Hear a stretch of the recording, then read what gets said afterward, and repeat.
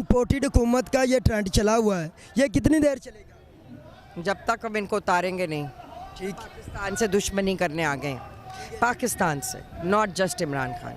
अच्छा जी, आप इतनी मुश्किल में व्हीलचेयर पर आए हैं, आपका जलसे में आने का क्या मकसद है? बिकॉज मैं चाहती थी कि जैसे 1940 में हमारे बड़े इस जलसे में खड़े थे, आज मैं भी खड़ी हूँ, इसलिए मैं अंदर नहीं गई, मैं इधर ही हूँ, पर मैं खड़ी हूँ इस मुल्क के लिए और आप लोगों के लिए। हमारी तो ज़िंदगियाँ गुजर गई, हम आप लोगों के लिए, नई नस्लों के लिए और पाकिस्तान के लिए।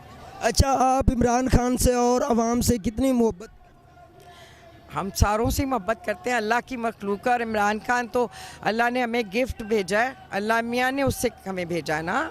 हमारी कौम में कौन था, तो अल्लाह मियाँ बस कामयाब करे और आप सब के लिए, और ये बुरे लोग हमसे सब उतर जाए, अदारों में भी और पॉलिटिक्स में भी, हमेशा के लिए ख़त्म हो जाए।